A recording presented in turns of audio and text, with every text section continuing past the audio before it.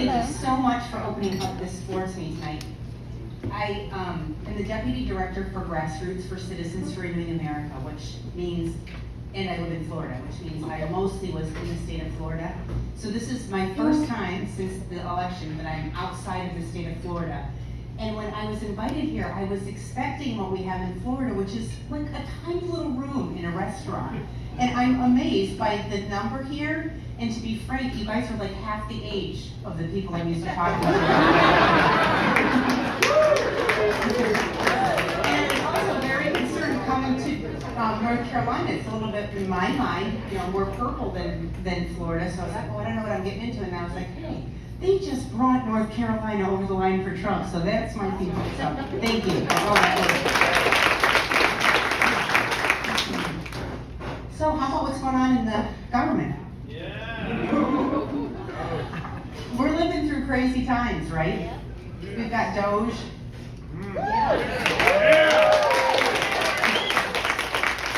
Somebody said that recently and they got booed and I was like, oh my gosh, I like these people. What else? We've got Greenland, 51st state of Canada. Okay, we've got tariffs, no income tax. This is crazy. Gulf of America. It's crazy, right? Listen, yeah, what do they call it? It's not dissolving. What do they call it? Yeah, dissolving the Department of Education. So, and birthright citizenship is in question. So I could go into depth about each one of these things, and we could hash about them. But I don't have time to do that tonight. What I do have time to do is to try to connect all of these with a common theme. What's the theme that connects all of these things?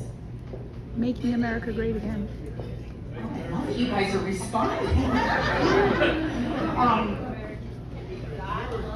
We have 4 years, right? We have 4 years to make an impact. But the truth is, we really have 2 years. And why do we have 2 years? Because we don't have fair elections, and we do not have a unified Republican Party. So it's possible that we will lose the House and Senate at the midterm. So my job is to help people understand what is going on. What we are seeing is an intentional plan, and I'm here to help you see the plan, what is happening, how's it happening so fast. But before I get into that, let me tell you just a little bit about who I am and how I got here.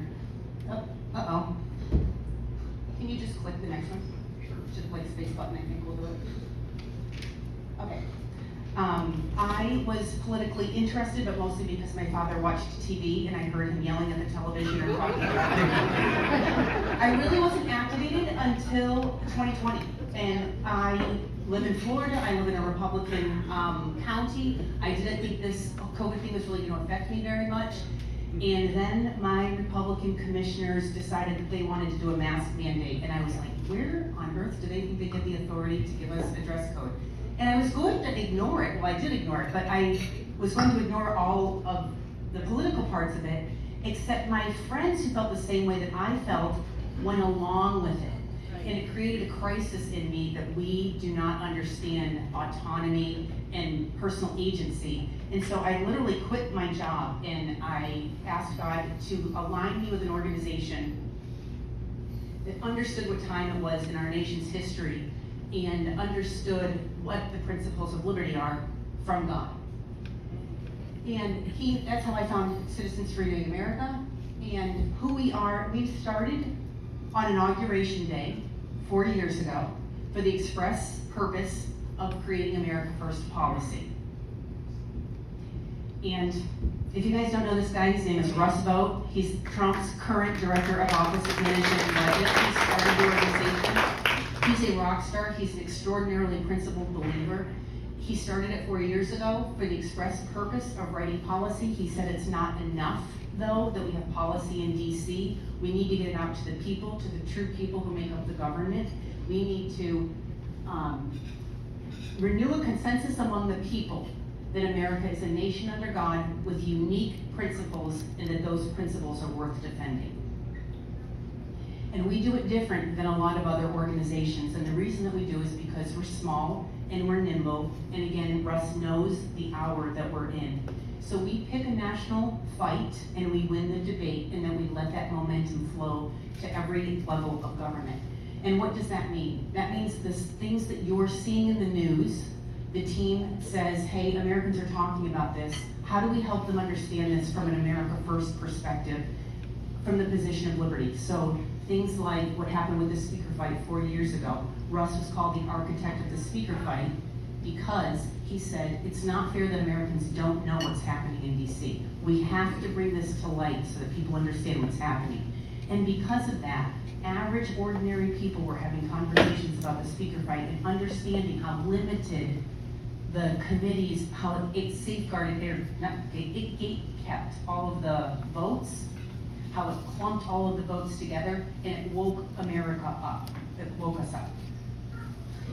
We coined the term invasion. When everybody else was talking about illegal immigration, Russ sat down with the team and he's like, it's not illegal immigration. What is a word that is repeatable and memorable and that's going to touch hearts and minds so that we can win in the court of public opinion as the left uses language to capture our hearts and emotions, so too we need to learn how to start doing that. You might think that you've never heard of our organization, but I can tell you that the left has heard and squishy Republicans have heard. So these are some of the headlines that you'll see about Russ. Trump selects budget chief to dismantle the deep state. Elon Musk is grabbing headlines, but this man could be even more dangerous. Who is Russ though? Probably the most important person in Trump 2.0. This is just today. It's inside Elon and Russ. So the organization for the last 4 years has been saying, we also coined the phrase woke and weaponized government. Now, people talked about woke, they talked about weaponized, but Russ said we're going to put it together, woke and weaponized, because that touches the heartbeat of what we're seeing with the DOJ, the DOE, of the FBI. Their agencies, the policy is woke, so it's ruining our future, and it's weaponized against the American people, and so literally our tax dollars are being used to crush Americans. So we started using that vernacular. He actually wrote a budget called the Woke and Weaponized, Dismantling Woke and Weaponized Government to create the balanced budget. Just to tell you that we are Citizens Renewing America, the theme of the administration is renewing America. So Russ is right in there with the administration, helping implement Trump's policies. So he, along with 100 other organizations, over 100 organizations, through parts of 2025, took Trump's Agenda 47 and said, how do we legally make this happen? This is Trump's goal, or the next administration's goal. How do we make it happen? Legislatively, legally, all this type of stuff. And that's what some of the stuff that we did in our organization. And you can see some of that coming out through policy now. It isn't a mistake how Elon was able to find USAID immediately, because we already knew about it. We already knew that it was there.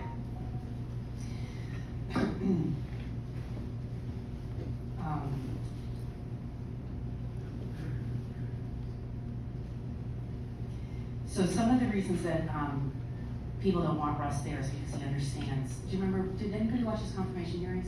Any of the confirmation hearings? When Russ was up, they did not want to confirm Russ. And the reason that they didn't want to confirm Russ is because he knows where the bodies are buried. He knows what the problem is. So I want you to know that the theme that connects everything that you're seeing is a plan, an orchestrated, set, purposeful plan. And the plan is to restore a representative government to the people. Bring it back to the individuals. A republic, if you can keep it. We aren't out of the woods yet. You all know that we're not out of the woods. And you can see that Trump is getting pushed back. You can see that the leftist judges who are ruling outside of their authority, they're trying to force the administration to pay attention to that and just drag out time, just like they tried to do in the first administration, the first 4 years.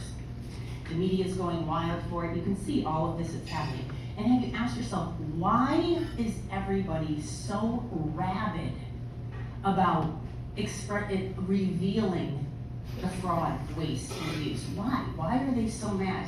And in order to answer that question, you have to understand what you think we have as the government, but what we actually have as the government. And you might think we have 3 branches of government and that they somehow are interactive with each other and keep each other in check. That's not what we have.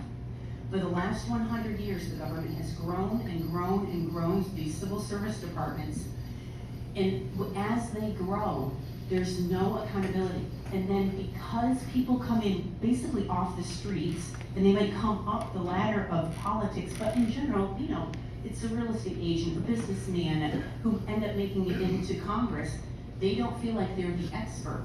And the government now is so large that they depend upon the experts in these agencies to determine how they should vote. Do you understand the difference? Between, instead of a representative, they're a politician. They're doing what the experts are telling them to do. And so they're like in the tyranny of the experts right now.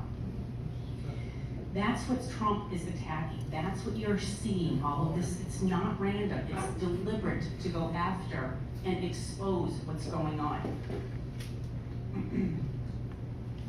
We are run right now by the 4th branch of government, the deep state. And so this Trump administration has come in, and that's what he's saying we're the golden age. He's saying we're going after the government that's running the government.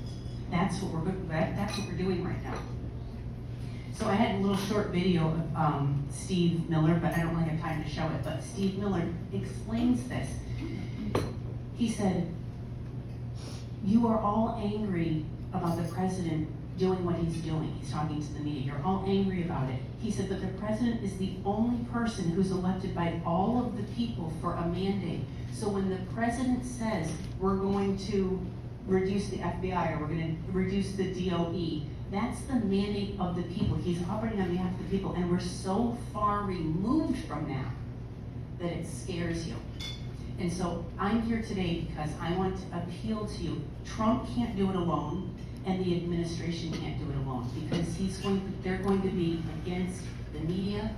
And anytime Trump does something, you saw it with how he handled the border, you saw it with the firing of the employees. He's a fascist, he's a tyrant, he's a Nazi, he's a nationalist. Okay, all of these things. How are you able to win in the court of public opinion with your kids, on the golf course, or over social time with your friends? How do you have conversations to get outside of that conservative tendency to not speak about it? We don't talk about politics and religion. We're just going to keep quiet. I don't want to be offensive, right? How do we get past that so that we can win in the court of public opinion? So I've explained to you the problem, which is the deep state. The solution is this administration has a plan. They've been working on a plan for 4 years. You can see there's a plan because of how fast and crystal clear they're moving over these last 8 weeks. You might say to yourself, I see it. I see the problem. I understand the solution. Where do I hear what's coming down the pike, and how do I talk about these things that really I don't quite understand? I don't know about impoundment power. I don't know if the president has the right to do that. Does he have the right to fire all these employees? I like it, but does he really have the right to do it? I wouldn't have wanted Biden to do it. See, we could go back and forth in our mind. How do you talk about it?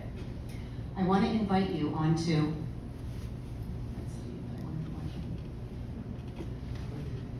every week, before Russ left, he set up that every single week on Thursday, the team would call out to anybody in America who wanted to get an intelligence briefing of what was happening in DC. Russ isn't leading the call anymore because he's OMB, he's in the administration. But Wade Miller is our executive director, and every Thursday, we call out at 5 o'clock to people, and if you want to hear what's happening in DC, get on that call. We'll not only tell you some of the stuff like framing of how to talk about what you're seeing in the news, but you'll also hear what's coming up. You're going to be hearing about a fight between the judges. You're going to be hearing about a fight of impoundment power. You're going to be hearing about how we're going to use the budget process to defund these programs. so that you will have knowledge way beyond what you could ever see in the news. And at the end of it, you'll be able to ask questions. If you sign up for it, it's a half an hour, your phone rings at 5 o'clock, you pick up the phone, you'll hear me, hi, welcome to Citizens for Renewing America, our weekly intelligence briefing. We'll talk for 15 or 20 minutes, and then we open the lines for questions, and it's over at 5:30. It's a phone call, not Zoom, you can take it while you're walking.